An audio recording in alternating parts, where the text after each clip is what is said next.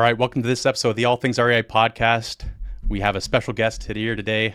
I've actually personally been following him for quite a while, and I don't know that we never actually really talked, James, but I'm happy to have you on, and I know so is Jeremy. So Absolutely. thank you for spending your evening here with us. You can impart some knowledge to us as well, and we can have a good time.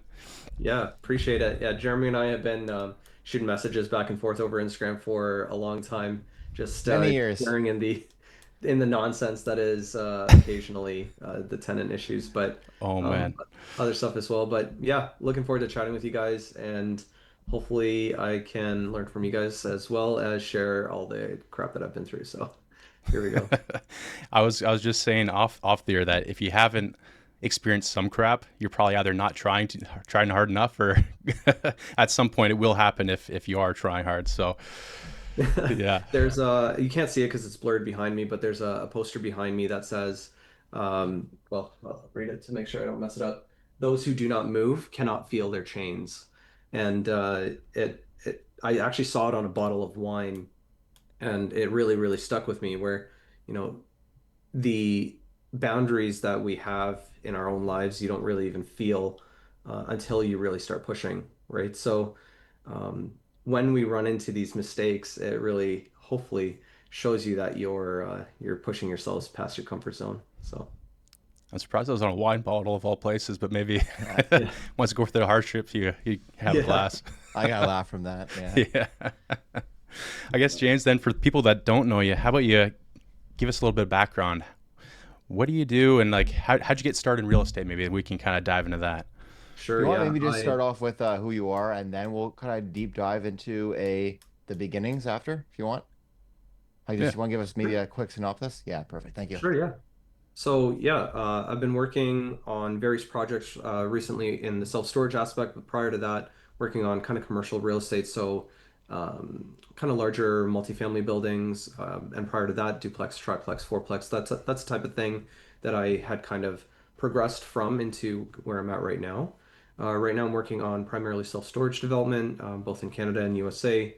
I have been focusing kind of more in that area because of my frustrations with the Landlord and Tenant Board in Ontario, and I wanted to risk mitigate the portfolio so that I have, these high cash flow assets or assets that I can really maintain control of, um, assets where I don't have to kind of beg for control back. Hmm.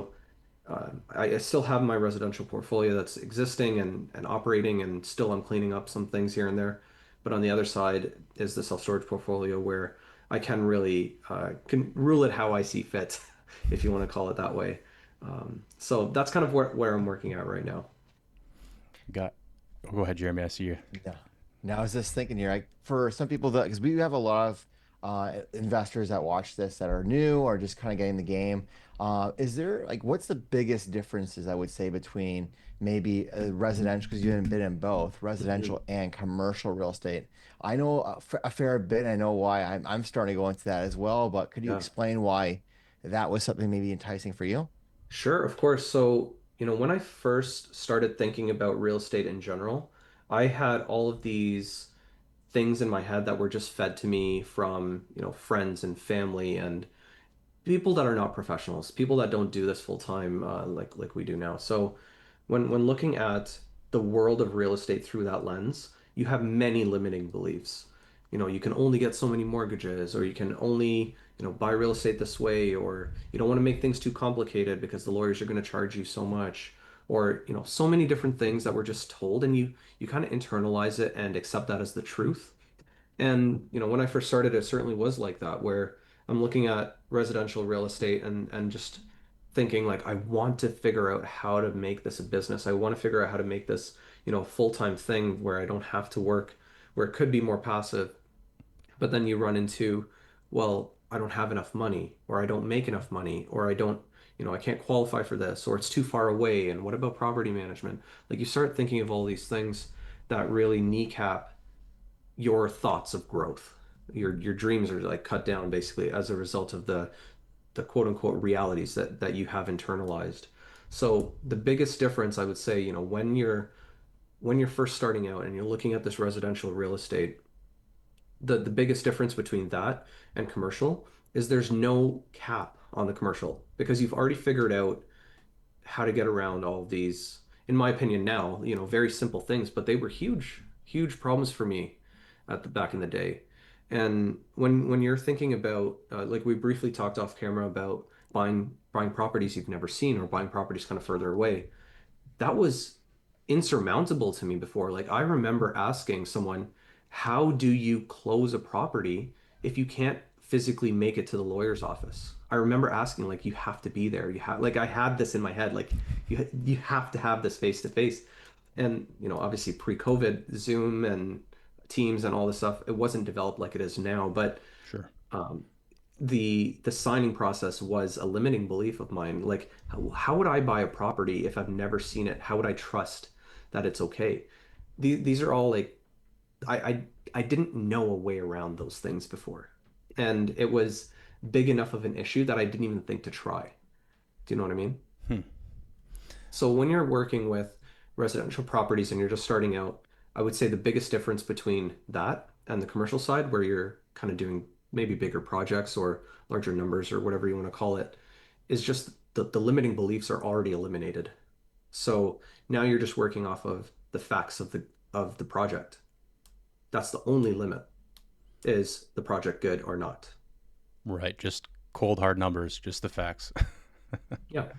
and that So and I'd they say that's qualify themselves too, as opposed to you having to qualify for the duplex, the triplex, and all that Mhm. jazz. Yeah, like all of those limiting factors in general are pretty much gone.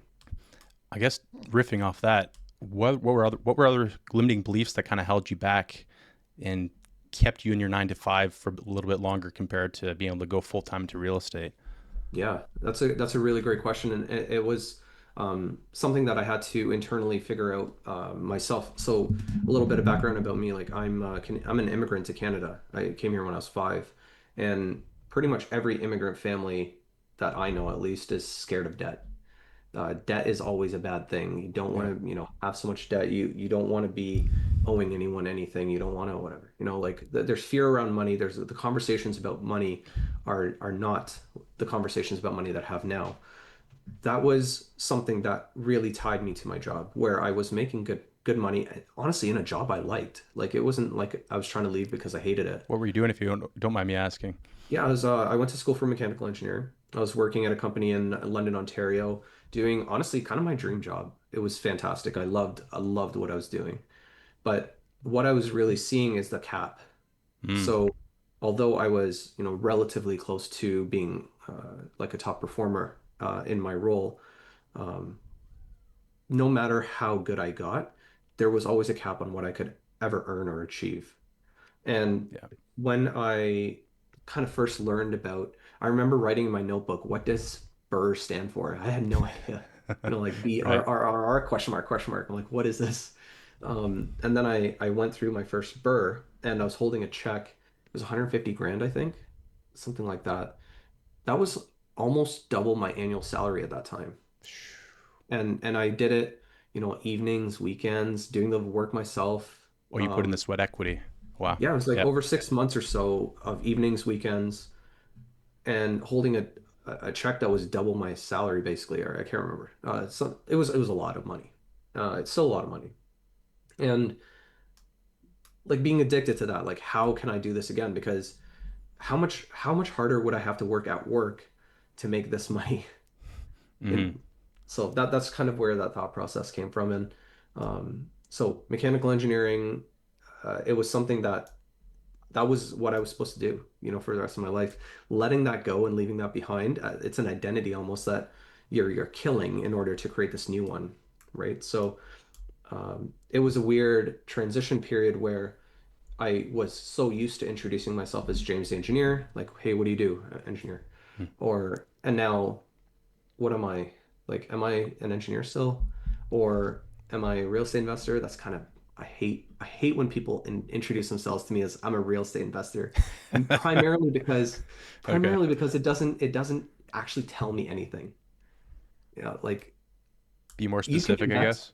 you can invest a lot of money and lose it. It doesn't actually tell you anything. So, I was trying to figure out how do I actually um how do I actually describe myself? And for the longest time, that's all I did, you know, and I'm a real estate investor. I'm a realist. But then when I started looking at how that the response came back, I realized it doesn't show people, you know, like what I'm actually doing, how effective I can actually be, or on the other side, how ineffective people can be with other people's money. So that's kind of like where I was coming from on that line of thought. I like that. As a fellow engineer myself, trying to quit my 9 to 5, it's pretty cool hearing that story and how you did it. But I'm curious, like what part of engineering were you able to take any of that you learned, maybe management or doing the numbers? How'd that Yeah. help you with your real estate journey itself? Yeah, I think as engineers in general, we are forced to just consume this knowledge and apply it almost immediately. And that's something that's been really effective where we're really good at looking at the most important information and kind of discarding the noise.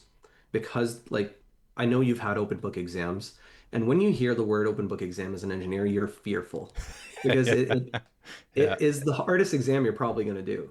It's I remember in like it was Waterloo co-op, so it's fifth year, but that fifth year exam we had internet, we had anything. You could do anything, and he's like, it's not going to help you if you don't know what you're doing. You're He doomed. literally told us Yeah. that like just focus on the content. The internet won't help you.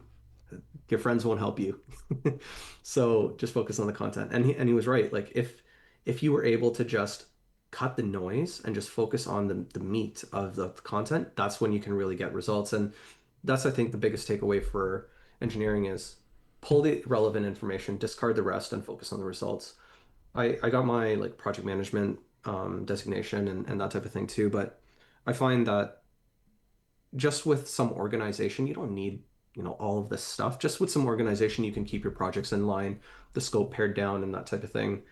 And now with tools like ChatGPT or ChatGPT Agent, it's insane how you can, you know, force multiply your knowledge. So, uh, you know, stuff like that has been a game changer recently as well. I know Jeremy loves his chat GPT, don't you? Yeah, oh yeah, it's a game changer. It's very, very good to have, like you said, the agent, especially with having kind of a couple virtual assistants. Marketing's been huge. There's so many ways to even when you have VRs, having like set, schedules or using information and relaying it to them, it's just a Yeah. lot easier. It makes life Yeah. so much simpler. Yeah, it's So insane. Recently, I leveraged it to fill out all my Form N1s for the rent increases coming up. Oh And boy. it's just kind of a use case that I'd never applied it to before, which was phenomenal. Now, as a result of it being trained on filling out these PDFs for me, I have a small claims hearing or small claims case that I'm filing for a tenant that owes me some rent, and it's actually doing that for me as well. So, you know, it's just I Wow. love it. It's a huge force multiplier in terms of time, and I'm still learning how to do it and playing with it, but I love it so far. amazing, amazing. So you mentioned you were an engineer, right? What, like, when did you get your, when was this the beginning of? So, like, what year would you say you got your first property? Uh, 2020, February 18th. 20. Wow. So we're basically just over 5 years. And was it a single family? Was it a duplex? What kind of property was it? Yeah, that was a duplex. That was my first rental property. I guess kind of before that, I had bought a house to move out of my mom's basement. Yeah. So I was just living in this single family home. Just moved out of there, living there, but I had no like real estate knowledge yet. It was just the thing that you do. You leave your parents' house and you buy whatever and you move out. And So, yeah, go oh, ahead. no, no. So you bought your first house as well as your first investment property around the same time So or the first house where I moved out was 2015. okay. Okay. And 2020 was when I first bought my So 5 years first later. rental property type of thing. That year was really eye-opening to me in general, where I learned about this burst strategy. I learned so I was, you know, renovating that property to convert it into a duplex. That's that first burr that I ever did. And holding that check is what allowed me, you know, to buy everything else essentially, by just repeating that burr model. So um, yeah, that's kind of where it started. That first duplex purchase, Yeah. I cleaned it up. if you've been following me a long time, that was you've seen that house as the dildo house. That was the one where all the fucking dildos were everywhere. So I named them all. They I all love have that. I You got to love meaning. that. brand them. Yeah. Yeah. So that was just it was already an existing duplex that I just renovated. Purchase price was about 220, exit value was around 540, That's and crazy to think about. timeline. That is crazy. That's Yeah. huge. Yeah, Yeah. Yeah, I nowadays you mean, can't find that sort of stuff very easily. At yeah, least not the in lift Canada. is different now. But those deals are still there, but the lift is different for sure. It is. It is. I know a Um, lot of people right now that are making their money in this market, and I get a lot of like a lot of guys even as realtors calling me. They're just like, "Oh yeah, the market's kind of shit and everything kind of sucks." And I'm not like, shit. "You're not. This is not on the market for you. Yeah. This is where you no longer just have to be a realtor to be an investor. Like invest with me." It's like, no, no. There's deals, and you just don't know where to look. Yeah. Or it's too scary or too intimidating. Like Mm. that's the other thing too. Um, that property was now looking back, not that bad. It was very intimidating to me at that time. I was very concerned about the cat smell and the rotten floor in the bathroom and like, the area of the neighborhood and whatever else. But overall, looking back at like all the projects that I've done, that was like a level 2 out of the 10, that has done.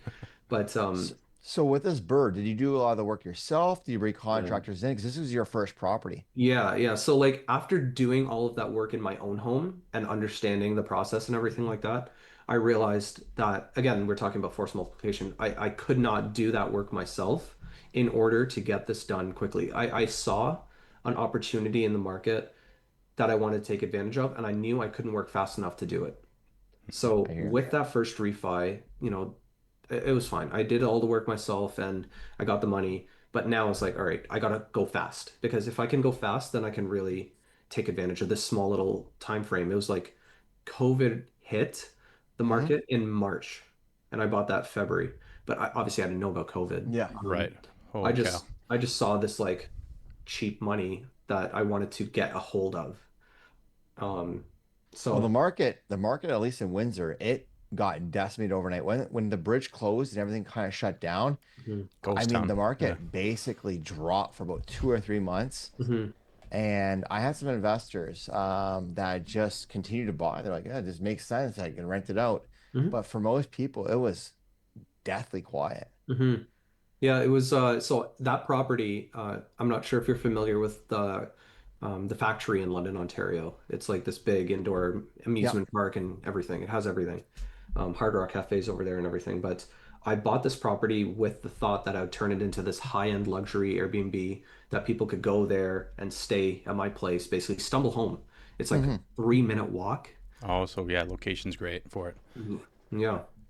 So that was my thought. And then COVID hit. Airbnb was like shut down, quote unquote, initially. And the Hard Rock Cafe, what didn't exist back then, but the factory was closed. So then I had to pivot and I was like, all right, well, I've already put quartz countertops in. And it's now going to be maybe like a high-end rental rather than an Airbnb or short-term rental or something like that. So I'll focus on that instead. I got amazing tenants. Actually, I ended up selling the house to the tenants in the upper floor. Um, Wow. like Kind of like a rent to own several, situation. no, just several years later, I was like, hey, I need this money for this. I need to sell this property for something else. Nice. I'm gonna use this money for something else. Do you guys want to buy it? And they said, yeah. So these So, were some nice tenants compared to sounds oh like yeah, a lot of they were Sounds like sounds like a fantastic, nastier deal with the ones. Windsor. fantastic people, great tenants. Can't complain at all. And they set the bar impossibly high for everyone else to come, but it was a great experience regardless going into that. So April 2020, you bought your first duplex. You birded it out, made about 150K back, right? So Amazing, by the let's way. we'll kind of Yeah, go back a that's little bit. kind So of it was January 2020 that I was holding that check.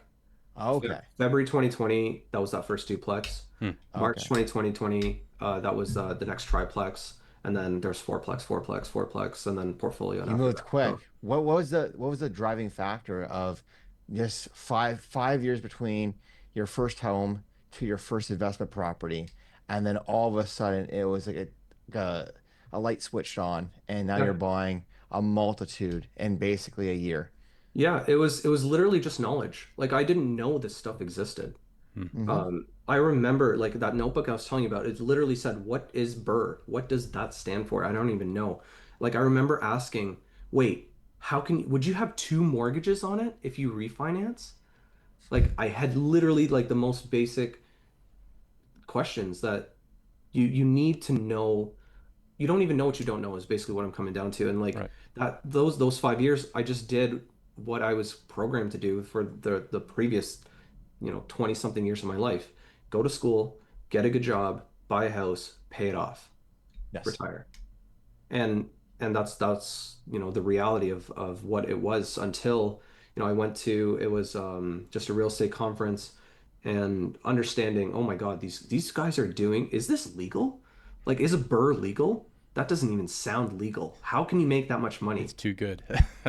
Like, how is it tax free? Like, these are actual questions that I had. Like, and when you're asking about, how come the pace really picked up, is because now you just have a model that someone's already built. You just copy and paste it over and over again. Buy, reno, rent, refinance, repeat, repeat, repeat. Like, okay, someone's already did this. I just follow this algorithm essentially and make sure the deal works. That was going to be my next question was, did you join like a community or did you hire a mentor or to go to one of these conferences? Because early 2020, I guess even you bought beforehand too as well.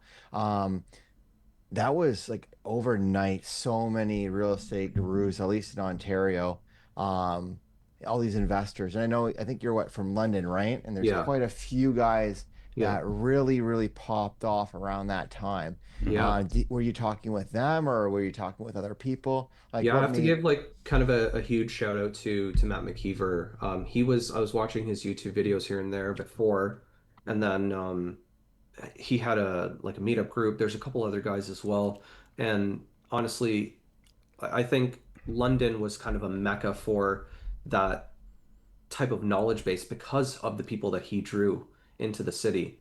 And having him as just like kind of a guy you could bounce ideas off, meet up with, or watch his YouTube videos, having access to that knowledge was insane. So having, in general, that knowledge is the unlocking factor, right? Like you could be making a lot of money. There's a lot of people making a lot of money, but maybe their tax strategy is garbage. Maybe they're not actually investing it. I even know guys that are making 200, 300K a year, but there's nothing in their bank accounts because they're spending it. Right. Like it's not the same mindset. It's not the same knowledge base. It's not the type of people that they're surrounding themselves with that I was trying to. Do you know what I mean? Hmm. yes. It really does matter who you associate with because they can either raise your vibrations or teach you something or motivate you versus kind of drag you down or keep you 100%. mediocre, for lack of Yeah. a better term. There's a quote. Let me just try and remember it properly. Um, Essentially, it's hard to be great if you have it good. Like if you're not suffering and you just have it kind of good enough, there's nothing kind of motivating you to be beyond. And I think for me, my motivation or my tipping point was when I was holding that check and I was realizing like how many years am I wasting by not taking action on this? Like I'm gonna regret this hard. Even if I lose this 150K, I'm gonna regret it so hard if I don't try. Hmm. So Yeah, you don't want to be on your deathbed and say I should have tried this or I should have done that. Like that's the ultimate.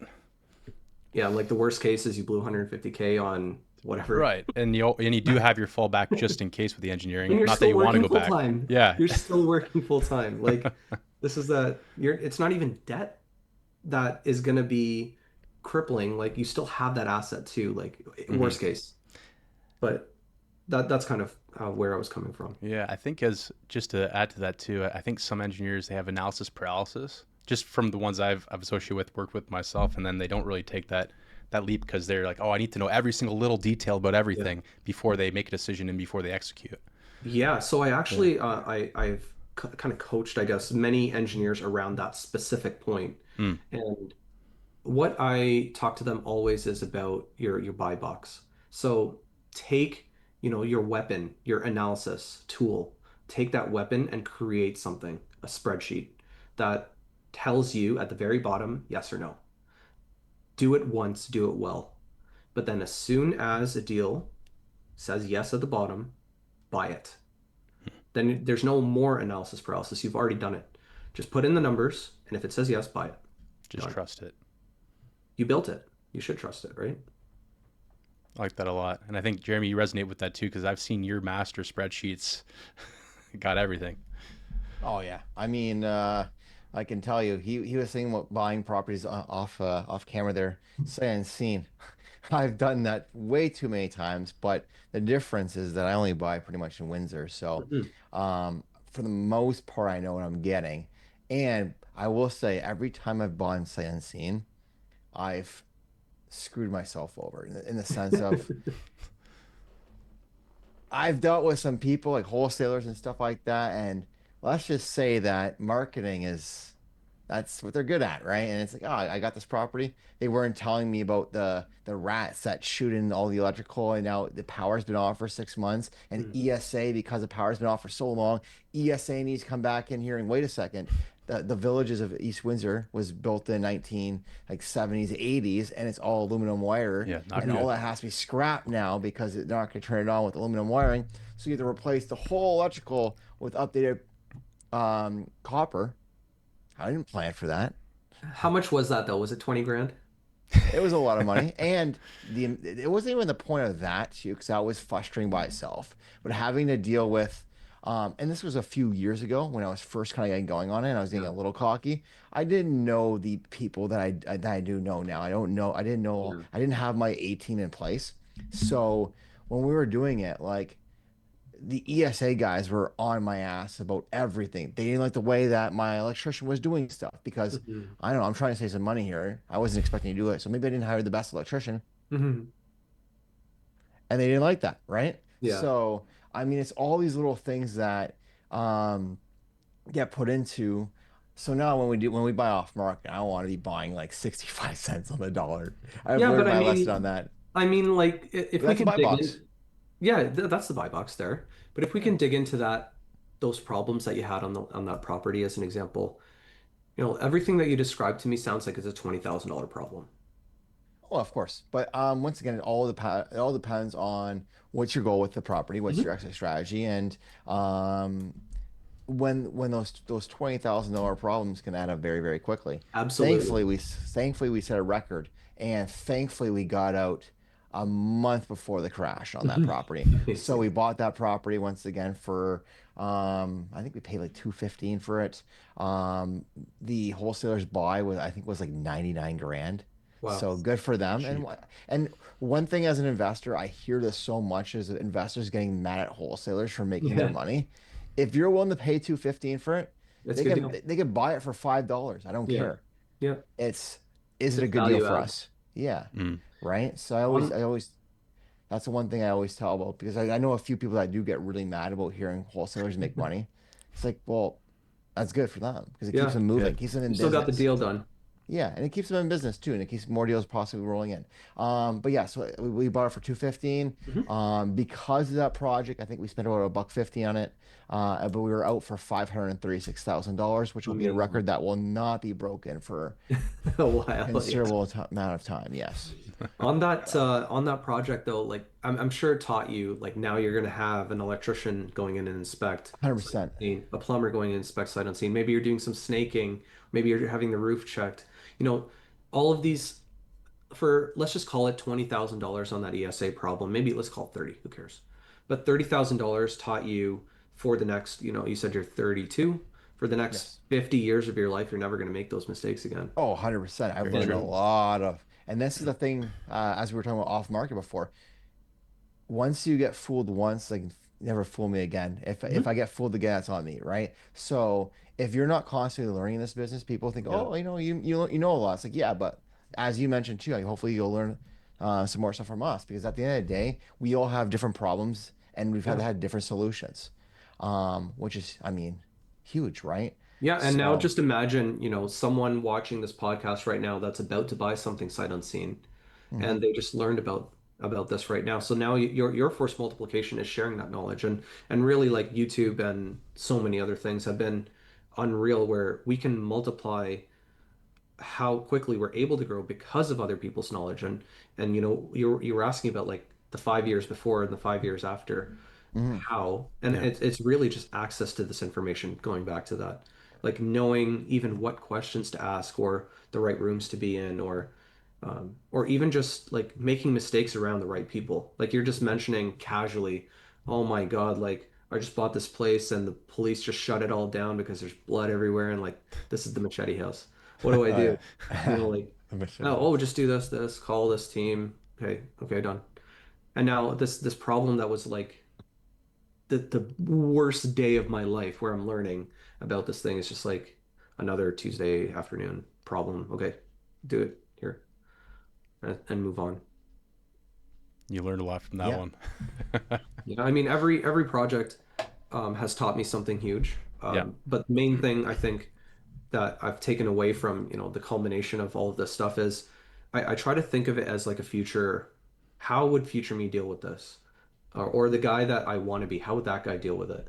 And, I had this very recently even a pest control issue in one of my properties where 12 or so units got infected with bed bugs Oof. Wow.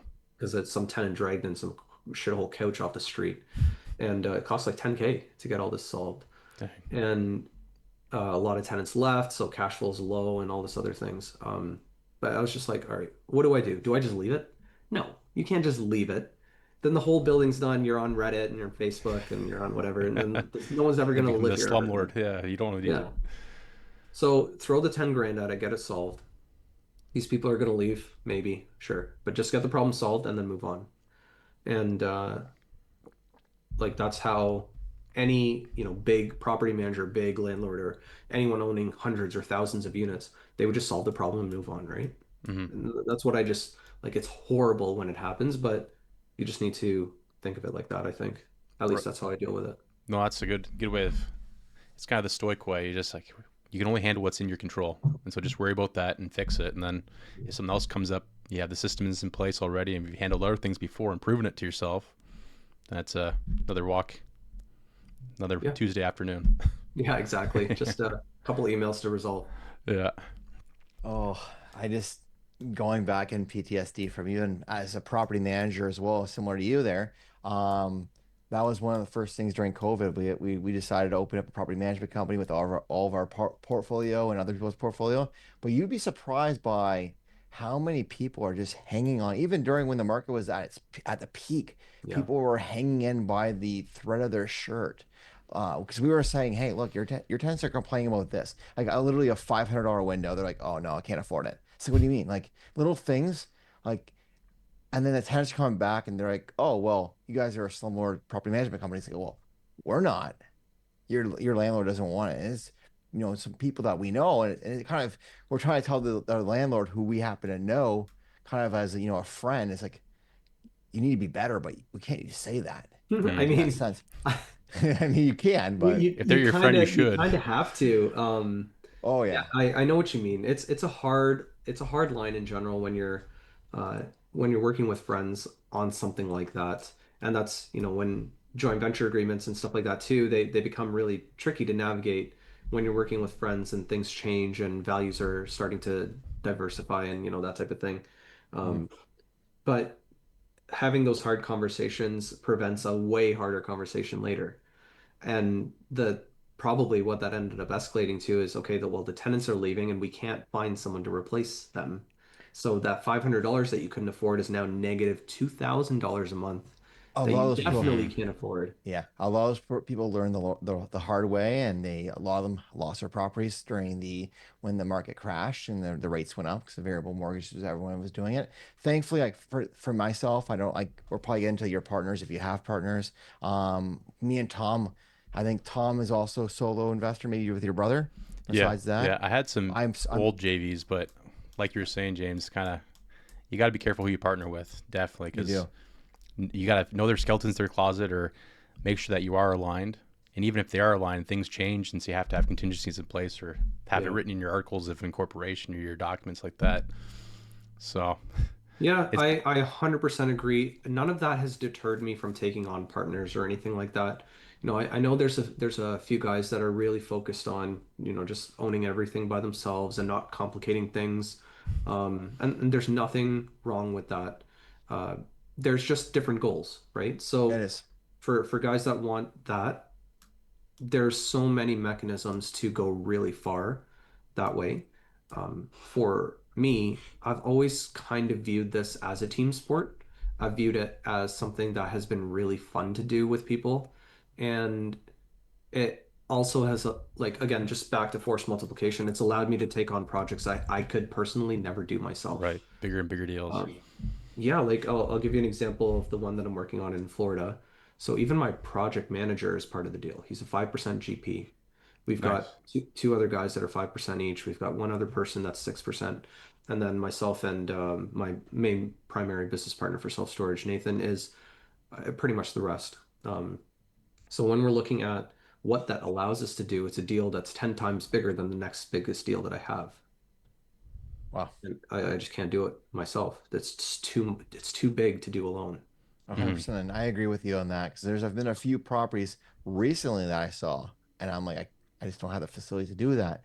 But it's a new venture for me. But more or less, you're saying you're doing a project that's 10 times. So in 5 years, like kind of walk us through. You had a few multifamilies here. You went from duplexes to triplexes, quad, 4 units. Mhm. When was the shift into, I guess we won't talk about even the American side yet, but like what was the shift to go to commercial? Like, did you buy Yeah. a mixed use building or did you just go right into self storage? Because you mentioned self storage. It was Do you just have a anything it other was a commercial? larger residential. And again, it really comes back to these limiting beliefs. I was talking to a mentor at the time, and I was telling him, I had like maybe 50 something units in my portfolio at the time, something like that. And And when I was was talking, this? this is end of 2020, early 2021, something like that. So you went Wow. from In 1 year, in one basically. year almost 50 units. And okay, and that was with partners? Yeah, I had partners. Okay, when Wow. did you get your first? I'm just out of curiosity, sort of keep Yeah, interrupting there, but that's all good. when did you get your first partner? Because I mean, you mentioned you had the March. duplex March. So, Yep. was that like property three, four, That was property two, number two or three. two? Yeah. Okay, What was It was your? pretty much. What was Oh, that, sorry? no, you go ahead. It's kind of hard sometimes when we talk in the Zoom, so I didn't mean to cut you off there. No, it's I, all good. It was basically like being surrounded by all these people trying to do this stuff and finding people that were very aligned with that growth and values and everything like that. That I knew I wanted to do it with people in general. Um, so initially I was the money partner because I had the capital that I'd built up from these refis. And then afterwards, when like because again, limiting beliefs, I can't do it far away, I can't do this, I can't do, and then I do a couple of them, and then I realize, oh my God, this is actually really easy. I don't know why I'm why I'm doing it this way. I don't need to do it this way. But what about this type of partner structure where I'm managing things and I'm bringing in like maybe multiple partners, or there's two of us managing things, one on one side, one on the other side, and then both of us together are raising the money to bring in other partners essentially. Like there's so many different ways to do it and so many pieces of the pie that can be split out. But if we're looking at just like raw timeline, February would have been that first duplex, March triplex. I think it was like June that we did fourplex. Anyways, it kind of accelerates after that, but um, the year culminated with, I think it was 12 or 13 townhome units in like Corona, that type of area. And right before that was a 17 unit portfolio purchase in London. oh, fantastic. So that was like kind of how the year ended. But moving into 2021, um, I had a conversation with a mentor where they're like, "Well, why are you buying all these like small shits? What are you Mm. doing?" I'm like, "What do you mean? Um, what do you mean? Like, I don't even know what you're talking about." He's like, "Why don't you buy an apartment building?" And it literally like I'd never heard anyone say this. Like I know it sounds dumb, but No, like but he expanded your mind. Yeah, yeah. literally, like it just wasn't a realistic thing in my head at all. Like it wasn't just like how going from, you just go to work, you retire, you die. And like that type of reality got broken by, oh, you can do a burr. You can do this. And then like that was the big kind of breaking thing again, when they asked me that. And I'm like, I literally don't know why I'm not. Like I have no answer for you. It wasn't a thing in my head. No one has asked me this before. And yeah, I started putting out offers on apartment buildings, but it actually, again, when everything's like lined up and you're ready, it just happens. Like I started putting out offers on Tuesday. On the Thursday, I got an offer accepted, and on Friday did the walkthrough, and then yeah, I bought it like 90 days later after due diligence was completed. I That love the was the first speed. one. Yeah, yeah. Wow. Um, but like again, that preparation is like luck and timing and being around the right people, and everything kind of just culminates in kind of the perfect storm. But it was that was a residential, doing a bunch of residential apartment buildings, and then it was 2022 when I bought my first self-storage facility. Mm. Okay. And what made you do that? Were you just sick of you doing tenants, or Yeah, like or dealing with so them in with general? 100%. Yeah. So when I was buying all these apartment buildings that were low tenant profile, let's just say, and I'm cleaning them up, Mhm. in 2022, I think I'd have done maybe 50, 60 plus eviction hearings and all this other stuff, and Oh, many okay. other hearings that I've either lost or it didn't go anywhere, or Mhm. whatever. Um, After the multitude of delays. yeah, it's crazy. And 2021, 2022, the Landlord Tenant Board was not only very delayed, but they were extremely tenant friendly. Yep. Like to the point of blatant discrimination. It was insane. Terrible And stuff. I was getting so angry with that. And I'd done kind of a bunch of flips in early 2022 that resulted in having some cash set aside that I did not want to spend it on residential real estate. I knew that was not going to happen. I would rather put it in the bank in a checking account than spend it on another residential property Pay at that one point. percent How angry I interest. Yeah. was. 0.1% interest. Yeah. Um, I was so upset with how that was going, and this opportunity kind of came up on the self-storage side, and it seemed like kind of the perfect avenue to balance the portfolio where you have control of the asset, you have this high cash flow. The appreciation obviously isn't like a residential property going from, 200 and whatever to 500 and something, but you can drive that value growth through raising your NOI, your net operating income. So I focused on assets like that, basically going from there. And with self-storage, because I mean, this is the first time I think we've had someone doing a unique, I guess, tenancy in a way. Because we have a lot of residential people come on here and they think, well, this is my tenant quality. But I mean, in theory, I guess with having self-storage, you do have maybe not, it's not a tenant, but you do have someone that, pays you money each month. Hmm. How do you manage that? Like, what's the rules and regulations? This is all Yeah. brand new to You me. got to explain kind of the Yeah. business model, I think. Yeah. Yeah, it's so one of the reasons, before we get into that specifically, one of the reasons I think it's so effective is because it's twofold. You're mitigating your risk in a couple ways. So not only do you own the land as the asset, but you also own the business. So you have your physical asset and then your business asset. And both you can treat almost individually to leverage for money. So when we're looking at the business, just to focus on that for a second, Hmm. Yep. and we're looking at your tenants, they're still tenants, that's okay. Um, Everything is almost automated. Everything's pretty much automated. So, for example, you click on our website, you rent a unit, whatever size you want. You put your credit card information in, an email gets sent to you for access information with a door code or a gate code or whatever. And then your credit card's just on auto pay. As soon as you don't pay, or your credit card bounces or whatever, then you're automatically locked out. You automatically get an email saying, hey, like you got to pay this or we're going to auction your stuff. And this is all under the Commercial Liens Act and um, Storage and Liens Act, basically. So there's a set kind of process you have to follow regarding when you can auction things and whatever else and how you have to do it. But there's a big incentive for people to pay. I'd say about 50% of my clientele is small business owners, where it's an electrician or a landscaper or a realtor or a stager or some HVAC tech or whatever. They're storing their stuff there. There's no way they're not going to pay 250 bucks to lose 100 grand in tools. Right. Like they would rather Right. pay that than their rent at the LTB. Right. Because yeah, I didn't really consider that. That's really interesting to say that The other, because they got a lot of 25% or valuables. so are, yeah, well, potentially. Um, we've got tons of car storage. They're not going to not pay. There's no way they're losing their car over 200 bucks. Hmm. Oh yeah. So, Otherwise, you get a free car. absolutely.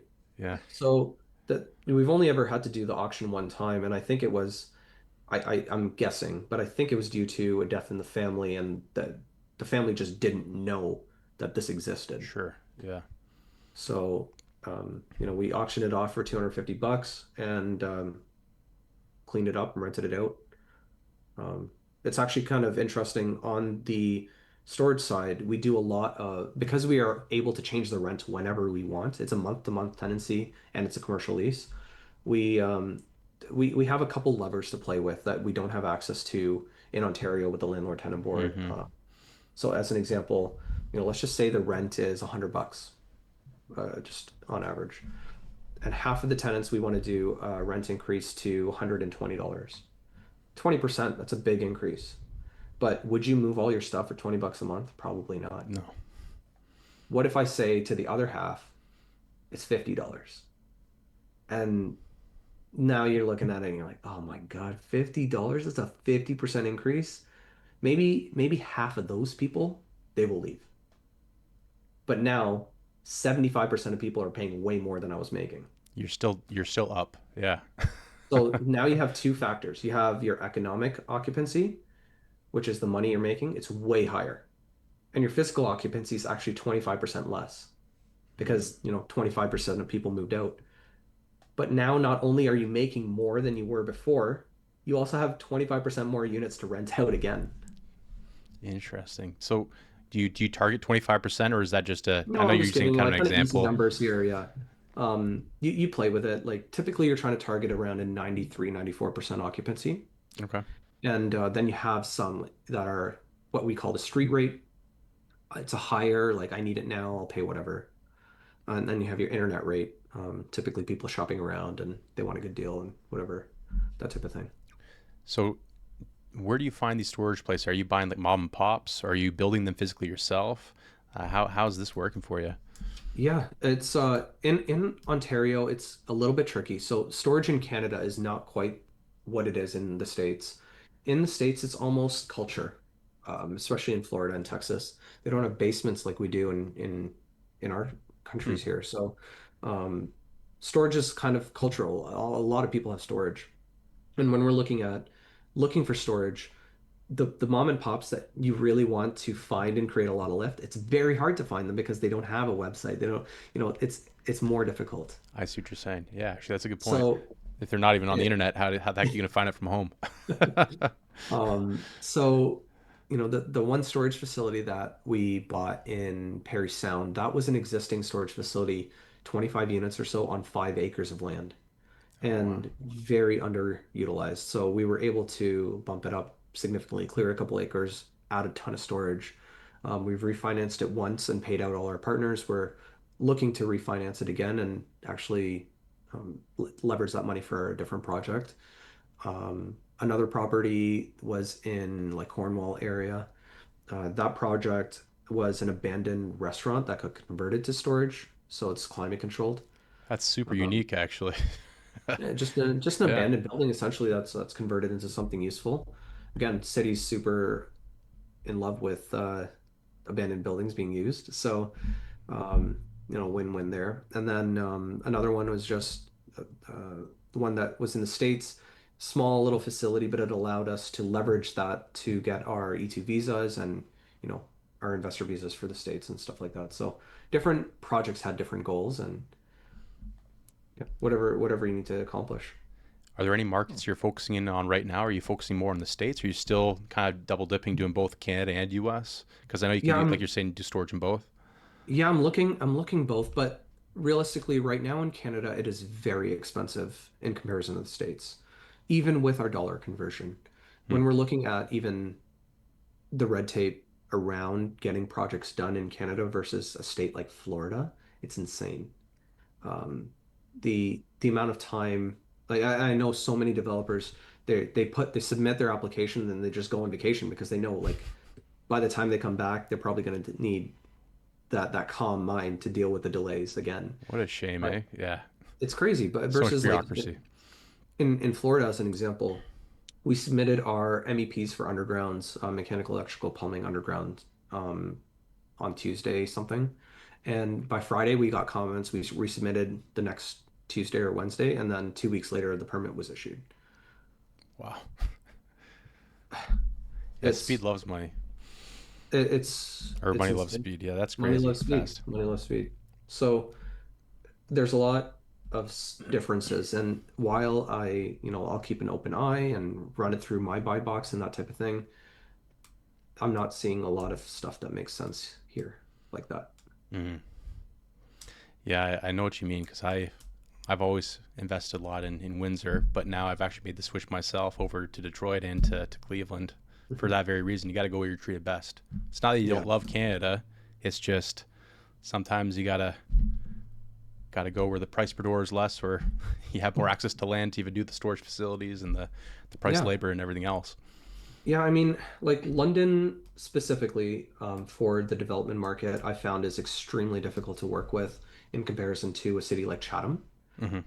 Chatham was absolutely unreal in comparison.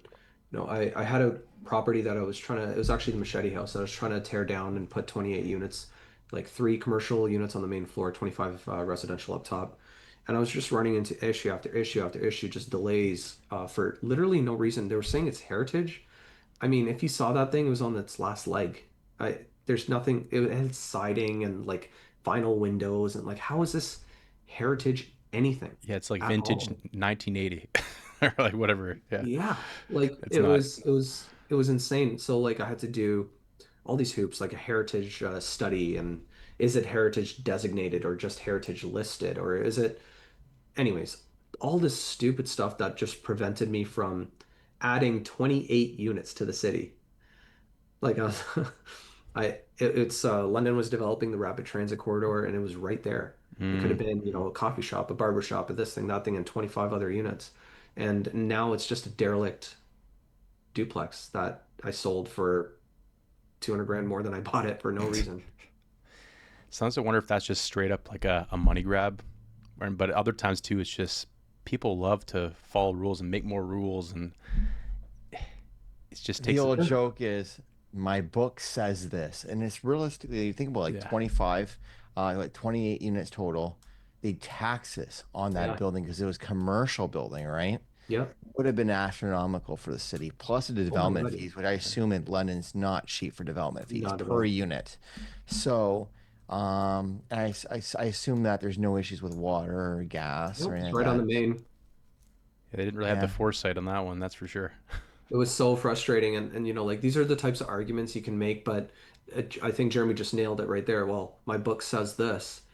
And it's like, I know your book says that, but like there's several other books that you can maybe read And there's common and sense. that show you that there's a way around this. Man. So So that's kind anyway, of what kind of drove you to invest in the States. Was there any hurdles that you found having to make that leap? Any other new fears you had to overcome? just Um, knowledge again. yeah. Like you know how it goes. That if you can't see it, there's that fear. Um, what if, all these other types of things. And then the Trump factor playing into everything, adding a level of uncertainty. But at the end of the day, if the due diligence is there, the project is sound, you'll get it done. Hmm. How'd you go about vetting your power team down there? Because it sounds like you said you had a property manager that you onboarded, gave them some Hmm. equity, I'm sure being you had some realtors down there too, doing hustling for you, finding deals.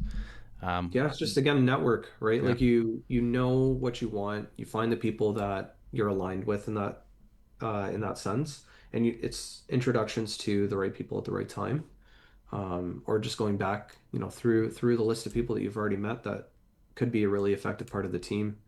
Um, many many mistakes along the way in terms of partnerships and that type of thing, but there's nothing about that that will prevent me from trying again or bringing on new team members or partners or whatever that looks like. But just getting better at making sure that the partnership is well defined going into it. So a question I have for you. You said you're in Florida and Texas. Sorry, Uh, just Florida, and then I have okay. a small one in Illinois. mm, Illinois. Okay. So Yeah. I got you there. And I think you mentioned off camera, off the recording here, that you haven't visited these before, have you? Like you're No, buying them pretty much sight unseen or developing, I a guess, good sight point. unseen. yeah, I mean, that was something that was really intimidating to me initially, and like even when I first started and buying something in Chatham, which is just an hour drive for me, that was insane to me. It seemed insurmountable to not have it in my city where I could go check on it or, something like that. Um, but then as soon as that, like we were talking about your project where a lot of stuff went wrong because, you bought it sight unseen, but as soon as you realize the due diligence that you have to do to make sure that it goes well, you're never going to make that electrical mistake again, as an example. But, what if you talk to a couple guys before buying that property and then you just threw in this 20K idiot fund, like just in Yeah, case? of Now all course. of a sudden, who cares? Hmm. So that's really where it came from. Like I haven't seen these projects, but there's things that you can do to help mitigate those risks. And one of them on the self-storage side, and I guess it's like a home inspection on the residential side, but on the commercial assets, typically it's called a feasibility study. So for development, where you want to see, is the money that I'm going to be spending going to be worth it? Is this feasible or yes or no? And then of course you have, your building condition report if it's already existing, or your environmentals and all this other due diligence that you can do beforehand. And you don't have to be there to do any of that. And one of the biggest, like again, limiting factors that I had, I remember something broke at one of my properties, and the plumber's like, okay, I can be there at 10 a.m. I'm like, oh my God, cancel this meeting and leave work and book off time. Okay, I'll meet you there at 10 a.m. And then I'm standing there watching him fix it. And the whole time I'm like, why am I here looking at this guy's butt crack? Like, I'm literally Right. doing nothing You're there valuable just here for right moral now. support. What did I ruin my whole day for? And now like that was it was really that exact thing. It's just like why I offer literally no value here other than unlocking the door, which I could have had the tenant do, Hmm. or I have a keypad lock, Yeah. or I have a lockbox, or like what the hell did I come here for? And that's really kind of the tipping point too. I'm paying this guy for his knowledge, his professional input, his repair. What? Like, I have a phone. He can send me pictures. We can do a quick call. You can do a video. Like, what am I here for? Like, physically here for? That's really what it comes down to. So obviously you're married with kids, right? Yes, sir. How do you maintain, like, because you're talking about all these businesses, everything going on, like, how do you maintain a work-life balance? That's something that at least when I was getting more serious with the girl for my past now, um, after a certain hour, it was kind of like family time, and Mhm. I don't have any kids myself, so it's like one of those situations like I can only ask, like, how Yeah. do you, and you have a superiorly larger portfolio than myself, how do you manage being both a business person, a family man, and just making sure everything gets done, whether or not it's the kids or the business? That's a super good question. And honestly, it's something I'm still working on. And like, it's 7 to 8 p.m. right now is bedtime for the kids. But I Yeah, have a phenomenal partner. I have help from family, like all of this stuff can happen again with your team. You deal with your Hmm. team. So initially in the early stages of the portfolio growth, there is no such thing as a work-life balance.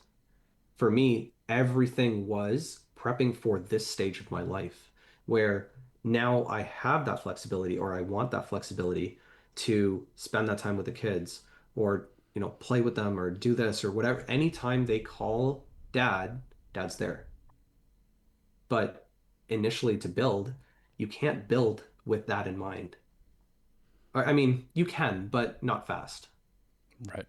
You're saying you And have to and sacrifice up front to get something to has this to to this give and point. like exactly and like I talk to a lot of people where they're like how do you do everything? I'm like no, I canceled weekends, I canceled drinks, I canceled gym, I canceled this is all the stuff that was sacrificed to build Not this. the gym. No.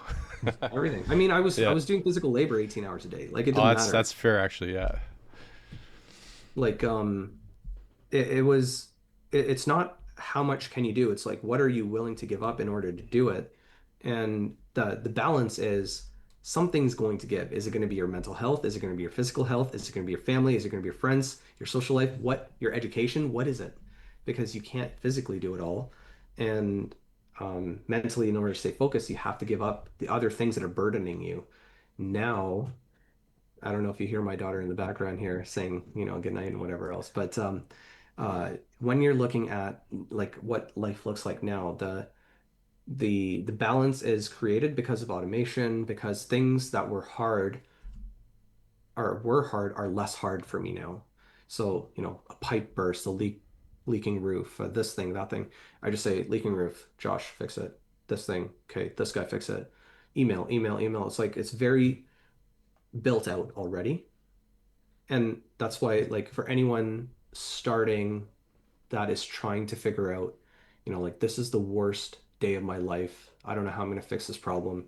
Like, visualize how you, 5 years from now, with 10 times more units, is going to have solved this already 10 times.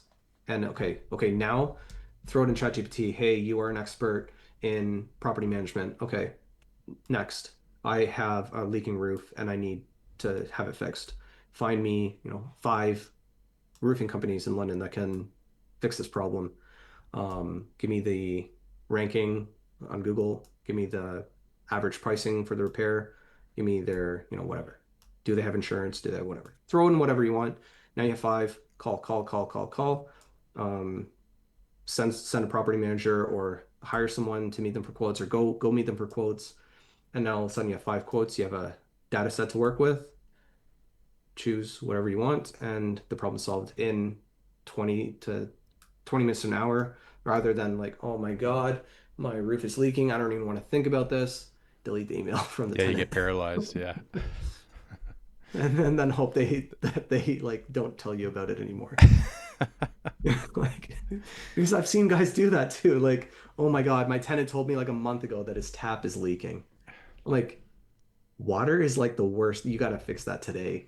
Yeah. Hmm. You got to push through the discomfort because like Yeah. these problems are actually a privilege because you get to learn from them, and then once you solve them, then you can actually get to that next level. Yeah, and Yeah. and that's what like I chat with my buddy Nathan all the time when we're struggling through whatever we're struggling through. And um we're just like sitting there like staring at the ceiling like what the fuck are we gonna do? And he's like, "Hey, remember we asked for this." I was like, "Yeah, I So yeah, that's perfect how you spin it. It's all about how you know." frame things. Yeah. Yeah. So Have it had any oh shit or OF like these? This is crazy. Like, how do we ever come back from this? Is there any big lesson that you learned? yeah, I mean, so many. Every project's had something. Like for example, on that first the dildo house, the toilet was sealed to the floor, and that's a red flag in general Right, you're for not me. supposed to cock around those. Yeah, No. So take off the toilet and the flooring is a little wet, and we're like, oh crap, okay, we got to replace some subfloor. Take up the subfloor, the joist is rotted through. And yeah. we're like, oh crap, okay. Now what? And then we open up a little bit more because now we have to replace the joist. Three of the joists are rotted through, and one of them's under the tub. I'm like, okay, now we got to replace the tub too. Like we got to take out the tub and let's see if we can reuse it. Can't reuse the tub. And then when we're like going through all of that, we realized it's actually sunk the whole house about a quarter inch over about 10 feet. So now we have Oh, to replace a post. And then we replace the post, we get everything back to level, and then we realize, okay, it's also corroded the stack, the iron stack. So now we have to replace the stack. so it just So keeps like going. this is just a small water leak, but it's been I don't know how long. And all of a sudden now this 5K bathroom reno has turned into a $25,000 job of fix this, level the house. Like, what the hell? And that's when, like, oh shit, okay, but I have access to lines of credit, I have access to credit cards. I know the deal is still good. And again, I always build in like kind of an idiot fund of like, I missed this, something's gonna happen. Usually it's somewhere between 20 and 50K. Um, but yeah, other people build in like vacation funds. So every deal they do, they take a vacation or something. I don't know. Whatever works for you. Moral of the story: build a contingency plan, plan Yeah. for the worst, and then hopefully it goes better than it than you hope. Oh man, Jeremy, do we have any other questions for you, James? I think I see Uh, you kind of you're thinking something, Jeremy. I can see that. no, I'm trying to think, but I think we got a really good one. This has been very informative. It's good to see someone it's different from the normal, hey, I bought some residential properties or I'm doing this. It's really cool to see. I mean, you talked about, how you got going, transitioning from residential into like a commercial space. Also kind of why you went to the States as well, which is really cool. I think that's pretty much it. Do you have anything, Tom? Uh, I think you've answered most of our questions, and I appreciate you for staying on even longer than an hour here. I know with even your Yeah. daughter calling for you. But It's all good. is there anything else from your side that you might want to touch on before we sign off for the day? No, I think you guys did a great job of pushing through these topics. I think there's a lot of value for a lot of people that are looking to either, scale up from their beginnings there, or maybe pivot into something more distant or Mhm. something across the border. Um, Happy to answer questions if needed. I'll put Yeah, also we your appreciate contact that. information and your socials in the description when we post this, so people can get in reach with you and talk to you, and like you said, pick your brain if anything comes up. But again, Or they might be looking to or give you some invest in the money for next invest. deal. Yeah, absolutely. Yeah, if they're in for Team self members are storage, always you're the welcome. guy. Well, James, honestly, it's been inspiring because, like I said, as an engineer trying to quit my job, it's going to happen one day. It's cool to see people like yourself doing it. So, thanks again for hopping on. And I know Appreciate it. Jeremy and I really enjoyed this one. So, thanks again, James. Yeah, you And guys. for anyone watching, comment, like, subscribe, and let us know what you thought about the episode and anything else you want to ask James. All right. Take care, guys. Bye for Thanks, now. guys.